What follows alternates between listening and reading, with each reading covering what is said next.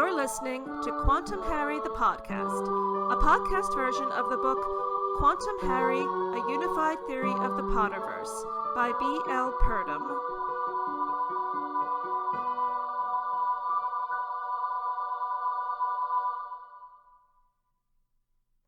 Episode 38, The Order of the Heretic. Last time I examined the cards in the Tarot Major Arcana whose symbolism can help to illuminate J.K. Rowling's narrative choices in Harry Potter and the Goblet of Fire. This time I'll examine the Tarot Major Arcana cards linked with the 5th book in the series, so you may want to refer to 4 earlier episodes about that book.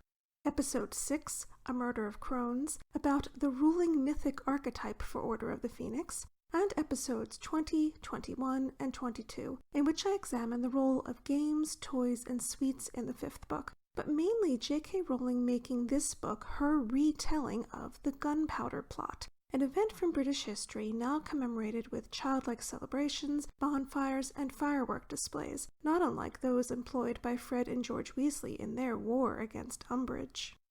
Anytime you want to listen or re-listen to any episode, just go to the Quantum Harry Twitter page, at QHPodcast, and click on the link in the pinned tweet to go to the Quantum Harry episode guide, which has links to all of the episodes in audio and video formats.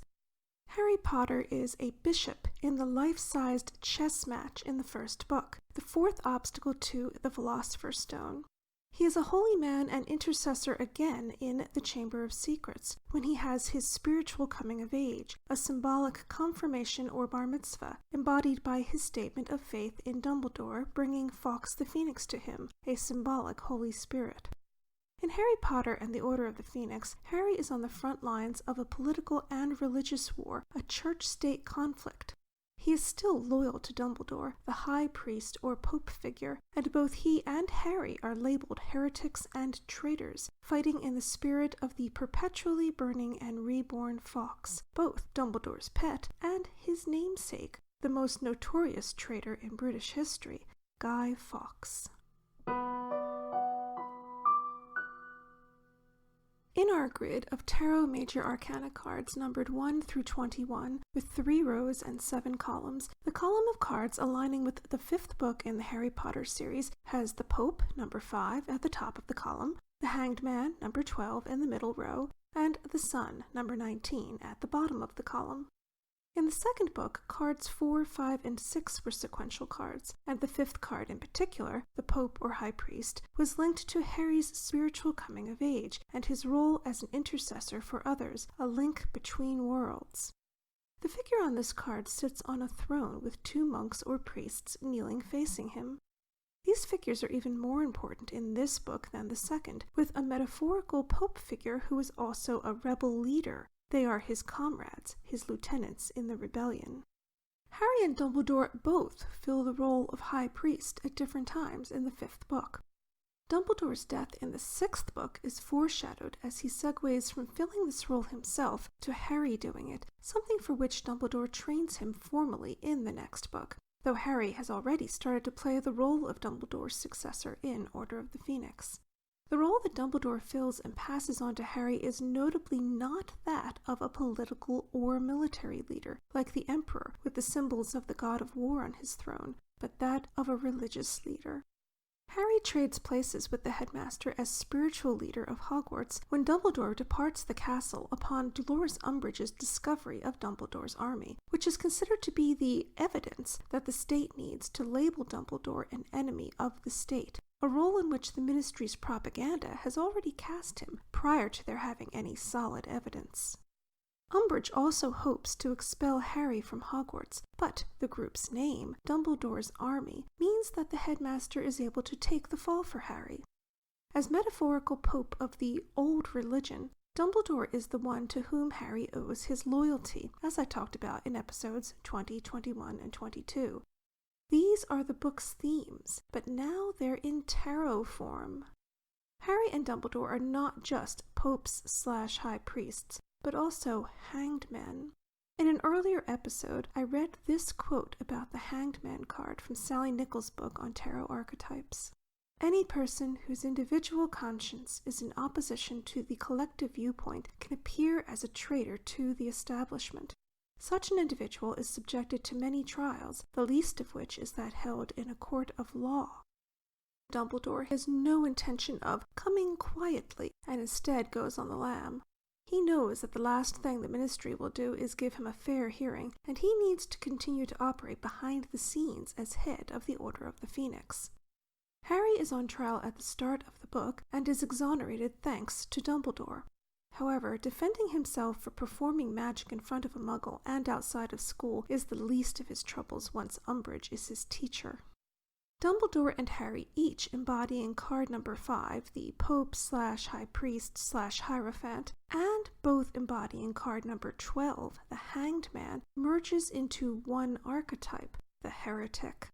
They are both seen as apostates who embrace beliefs that run afoul of the establishment, making their conflict with the Ministry more like a religious war than a political one. Harry is specifically in trouble with Umbridge because he is not willing to alter his beliefs. With the zeal of a martyr, he goes to one detention after another, which consist of actual torture, something designed to convince heretics to recant heretical beliefs.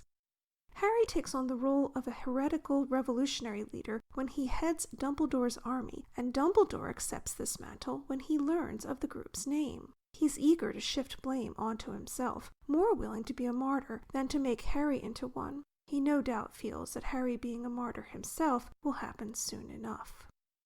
Nichols describes the clerics on the 5th card as near twins. In the 2nd book, when this was a sequential card, the Weasley twins, Fred and George, come to Privet Drive in a flying car to rescue Harry from his metaphorical hermitage, which relates to the Hermit card being the middle column card for that book. Rowling now uses the Weasley twins, loyal to Harry and to Dumbledore, as able lieutenants in a rebellion against the new religion. Umbridge's reign of terror includes the confiscation of artifacts, such as the Quibbler with Harry's interview, the Gospel according to Harry Potter. This is similar to the English crown confiscating rosaries and popish items before and after the discovery of Guy Fawkes and the gunpowder beneath Parliament in November of 1605, the event commemorated ever since as Guy Fawkes Day or Bonfire Night, which is mentioned briefly in the 1st book. Fudge and Umbridge also spy on Ministry employees friendly with Dumbledore, just as the English crown spied on known Catholic sympathizers, especially those suspected of hiding renegade priests who still declared that their first allegiance was to Rome, not to the crown. The Weasley twins make Umbridge's job impossible as their parting gift to the school. Their weapons in this war are linked to one of the central elements of the celebration of Bonfire Night, fireworks. The unpredictable influence of the Fool card, which can be played at any time, adds to this chaos when the Fool incarnate, Peeves, does his bit, escalating the mayhem abetted by Professor McGonagall, a woman who embodies the Father archetype, as I talk about in episode 5. The Father is equal to the Emperor in the Tarot Major Arcana, who is in turn numerically linked to the Fool. So perhaps we should have expected all along that McGonagall and Peeves would turn out to be kindred spirits. The card numerically linked to the Pope, card number 5, is Temperance, card number 14, the tarot equivalent of the archetypal crone. This is why the crone is the 5th mythic archetype and the focus of episode 6, A Murder of Crones, about the ruling archetype for the 5th book in the series. The figure on a Temperance card is often winged like an angel with long light hair, and this figure has a third eye in the center of the brow, indicating that this is someone who can see across barriers, like the archetypal crone. The character who best embodies the crone in the 5th book is Luna Lovegood, who also sees what others cannot, including Thestrals, and that they are the best way to quickly reach the Ministry of Magic when Harry believes Sirius is in danger. It's significant that Harry, a Pope/High Priest/Hierophant, and Neville, who takes Harry's place as intercessor for anyone at Hogwarts who doesn't follow Voldemort in the 7th book, are the others in the group of 6 that goes to the Ministry who can see Thestrals. Luna is also instrumental in helping Harry to cope with Sirius's death near the end of the book. The crone archetype and the tarot archetype of the Pope as interchangeable entities makes sense historically, since wise women in many communities, who sometimes continued to observe holy days and rituals dedicated to local gods or other supernatural entities after the advent of Christianity in Europe, were often accused of being witches. The wise women in most villages were both healers and links to the mother goddesses prevalent in pre-Christian religions. The new religion, Christianity in this case, often displaced crones/wise women who were links to the old religion. So Rowling making the crone the ruling archetype in the 5th book is another case of an old religion triumphing over a new one, in addition to the allegorical church-state conflict in the book also depicting this type of friction. Rowling effectively reinstating the crone in the realm of the gods, the first row of 7 cards, as the equal of the Pope, rounds out the 6 archetypes with gender and age links. The creators of the Tarot Major Arcana relegated her to the realm of equilibrium, the 2nd row of cards, but it's worth noting that her placement in the 14th position means that she trumps or triumphs over death at number 13.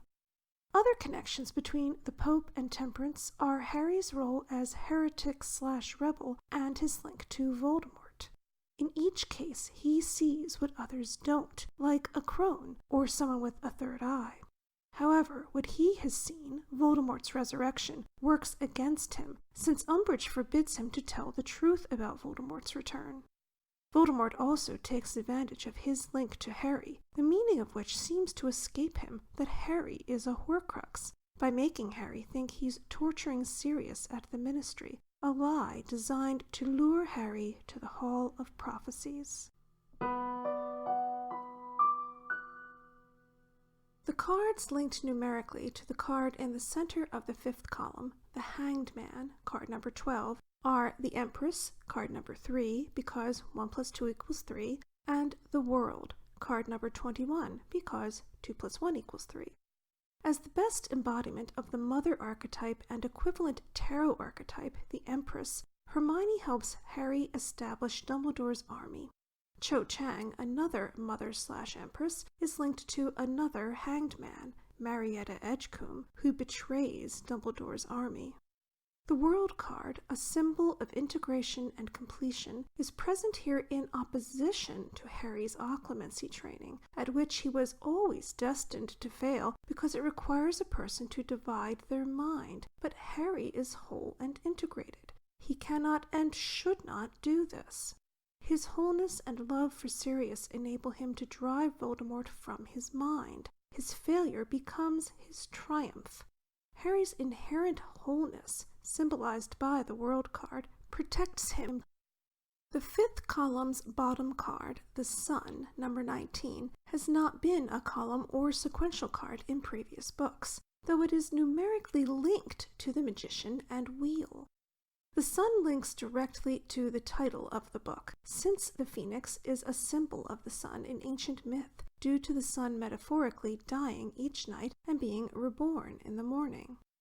Phoenix lore includes tales of a reborn phoenix sealing its ashes in an egg that it takes to the altar of the sun god Ra. In the Middle Ages, the phoenix entered Christian lore as a symbol of the resurrection and emblem of immortality. Fawkes the Phoenix, named for Guy Fawkes, either a traitor or freedom fighter, depending on your perspective, provides Dumbledore's escape. The historical Fawkes was sentenced to death because of his loyalty to a literal pope, while J.K. Rowling's Fawkes is loyal to a symbolic pope. On Bonfire Night, Guy Fawkes is burnt in effigy, and the holiday was also called Pope's Day.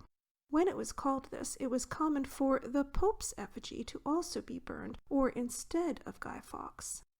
George Washington was so worried about alienating the largely Catholic French-Canadian troops who joined in the fight against the British during the American Revolution that he banned the practice of celebrating Pope's Day and burning an effigy of the Pope amongst the troops of the Continental Army. This probably contributed to the holiday not being observed in the United States, though it also makes sense for the leader of a rebel army to discourage an observation that grew out of a squashed rebellion. Back to the Sun card, which could be called the Phoenix card. Many modern decks do show a phoenix on this card and call it the Phoenix, but I don't want to include any of those images in the video since they're from relatively recent tarot decks and not in the public domain. I'll only show those images on the blog. On older versions of the Sun card, there are two children who appear to be twins, making twins prominent in the top and bottom cards in the 5th column. This can again point to Fred and George's roles in the war on Umbridge, especially since their fireworks can look like suns rolling through the sky, particularly their Catherine wheels, named for a martyred Catholic saint, as I talk about in episode 21. At the Ministry, Fawkes takes the brunt of the killing curse for Dumbledore while he duels with Voldemort, and is then reborn from his ashes. Sirius, in turn, is a symbolic phoenix, as is Harry.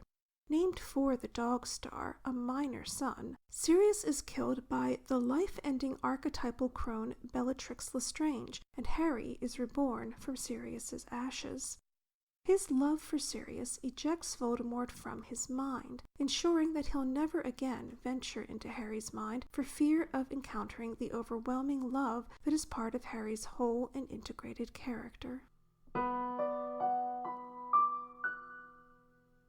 The Sun card, number 19, at the bottom of the 5th column, is numerically linked to the Wheel of Fortune, card number 10, because the 1 and 9 in the number 19 add up to 10, and then the 1 and 0 add up to 1.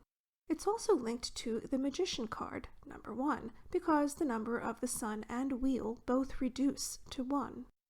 The Wheel card brings us back to Fred and George's rebellion by fireworks, in which they make prominent use of Catherine wheels, named for the patron saint of fireworks, because of the breaking wheel that was used to torture her. In heraldry, a Catherine wheel in a coat of arms points to a willingness to undergo great trials for one's faith. Harry encounters a horizontal wheel in the Department of Mysteries, a circular room of doors that spins, disorienting Harry and his friends and making forward progress or escape difficult. Hermione marks doors they've gone through with flaming crosses, an obvious Christian symbol, and once they're marked, the spinning flaming crosses become another sun or Catherine wheel, a wheel of light with Harry and his friends at the center. And each time they try an unknown door, they're playing a real-life Wheel of Fortune game. Dumbledore is the epitome of the magician, pope of the old religion. Because of this, the Sun card evokes not only death, resurrection, and phoenixes, but the archetypal magician himself, as well as spinning wheels of light, evoking the sun and wheel cards, both at the Ministry and cavorting through Hogwarts corridors, in a rebellion possessing the game-like qualities that Rowling loves. The sequential cards for this book are Death, card number 13, Temperance, card number 14, and The Devil, card number 15. Sirius Black dies in this book, which seems like an obvious link to the Death card. This card is also about new beginnings.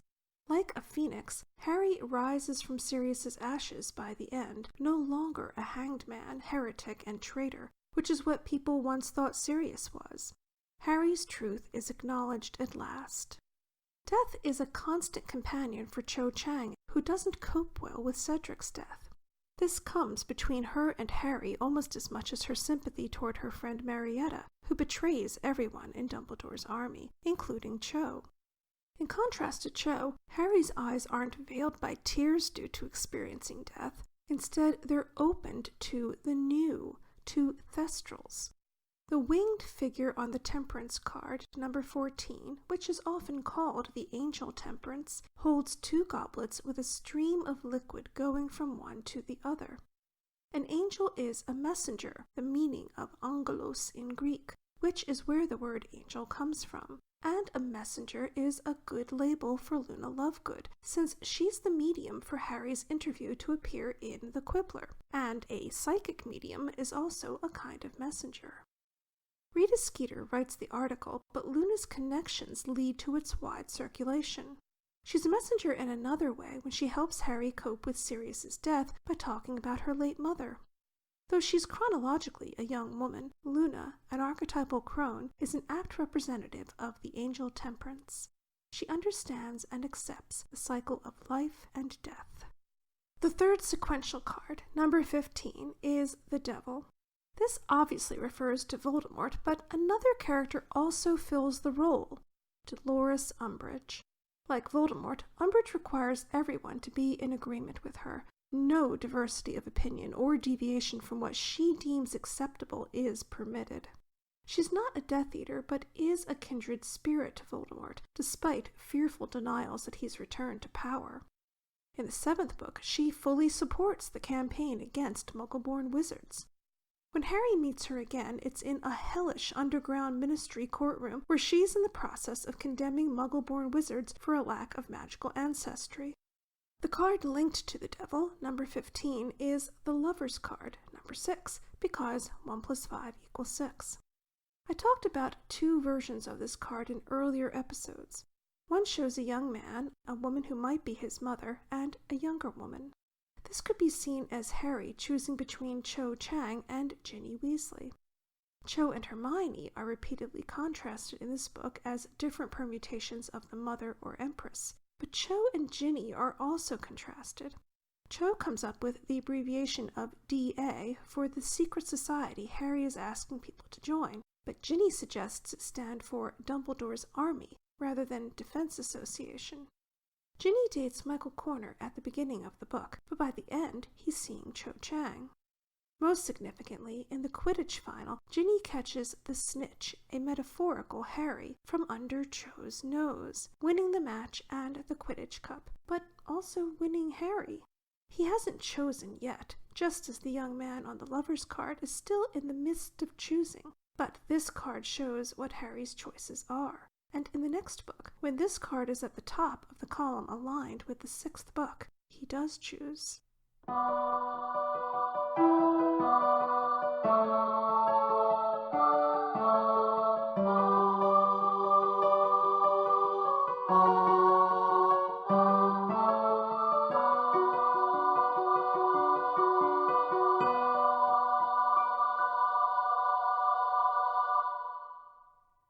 The Horcrux aligned with the 5th book is Slytherin's Locket, which first appears in Order of the Phoenix when Harry, Hermione, Sirius, and the Weasleys spend the summer cleaning Grimmauld Place. The Sun card is at the bottom of the column aligned with the 5th book, and the locket is another reason that the symbolism of this card is central to the book, since it plays the role of a metaphorical sun in Deathly Hallows, when Harry, Ron, and Hermione go to the Ministry to retrieve it from Dolores Umbridge, the DADA teacher in this book. Umbridge is consistently described as toad-like in both the 5th and 7th books, and Harry has no doubt that she has the locket when Mundungus Fletcher, who bribed Umbridge with it, describes her this way. For him to know her name is unnecessary. Harry knows it cannot be anyone else. The incident in which they take the locket from her in a courtroom J.K. Rowling compares to a well is a retelling of part of the grim fairy tale of The Frog King, which begins with a princess getting help from a frog to retrieve a symbolic sun from a deep well, which I talked about in episode 28. The locket Horcrux could have ended up anywhere after Mundungus stole it, but it went to Dolores Umbridge, the DADA teacher in the 5th book.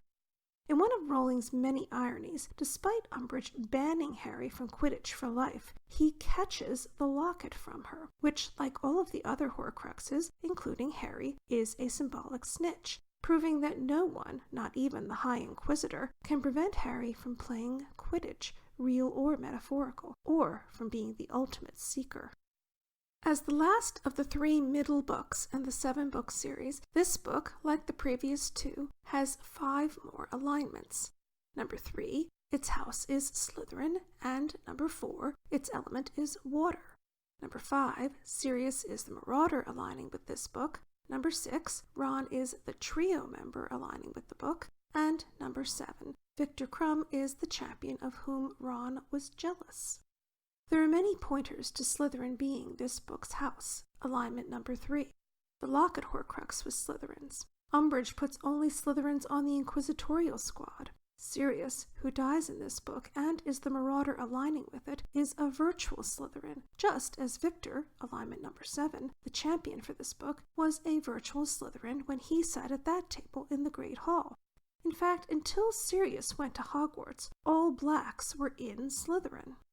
Sirius's Slytherin cousin Bellatrix kills him, and his brother Regulus, also a Slytherin and another Seeker, stole Slytherin's locket from the cave where Voldemort hid it. Water, the element for this book, alignment number 4, is also linked to Sirius, alignment number 5, the marauder for this book, because he's Harry's godfather, and an embodiment of the godfather variant of the wise old man archetype, as I talked about in episode 2. In the book with water for its element, which is used for baptisms, Harry loses his godfather. Harry and Dumbledore, and Regulus and Creature before them, must go through both water and the potion in the bowl in the cave to reach the locket that is the Horcrux aligned with this book, or its doppelganger, since Harry and Dumbledore discover that someone else has already taken the locket Horcrux. The third book's element of air links to the destruction of that book's Horcrux, since Harry flies on a broom in a mock Quidditch match to destroy the diadem.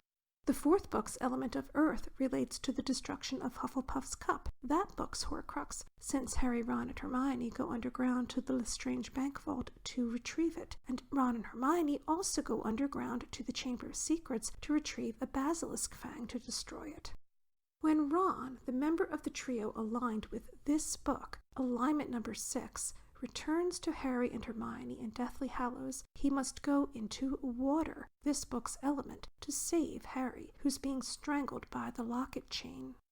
Ron retrieves Harry and the sword of Gryffindor from the water, Harry and the sword again being equated here, since they're both necessary to destroy the locket. And after Harry speaks the word open in Parseltongue, Ron uses the sword to destroy the Horcrux. Ron pulling Harry out of the water is when he morphs from being a plain archetypal wise old man to the godfather variant of the wise old man, like Sirius, because he plays John the Baptist to Harry's Christ figure when he pulls him out of the pool. Each of the 3 champions who aren't Harry have a link to a snitch equivalent similar to the Horcrux for each book. Victor, a seeker, catches actual snitches, and the locket is a mock snitch stolen in a mock Quidditch match in the final book. Cedric, another seeker, takes the tournament cup with Harry in the book whose Horcrux is Hufflepuff's cup. Fleur wears a tiara or diadem at her wedding to Bill Weasley, who is equated with Remus Lupin at the end of the 6th book, after he's bitten by Fenrir Greyback, and Remus is the DADA teacher for the 3rd book, with the diadem as its Horcrux. Through the cards at the bottom of each column for these 3 books, the star, the moon, and the sun, the Horcruxes can be matched to each book, though other cards also provide links between the aligned items and these books. Rolling again juxtaposes 3 with 7, like the 3 Deathly Hallows and 7 Horcruxes, but here it is 3 books and 7 items aligning with each book, another part of her incredibly complicated Harry Potter game. You've been listening to Quantum Harry the Podcast, a podcast version of the book Quantum Harry, A Unified Theory of the Potterverse by B.L. Purdom.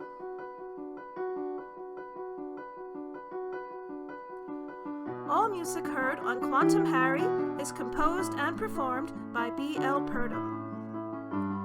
Whether you're streaming on iTunes, Stitcher, Castbox, or another podcatcher, please leave a rating and/or a comment and share episodes of Quantum Harry with your friends. Next time on Quantum Harry, episode 39, Love, Death, and Judgment, the penultimate episode of Quantum Harry, and an examination of tarot symbolism in Harry Potter and the Half-Blood Prince. I hope you'll join me.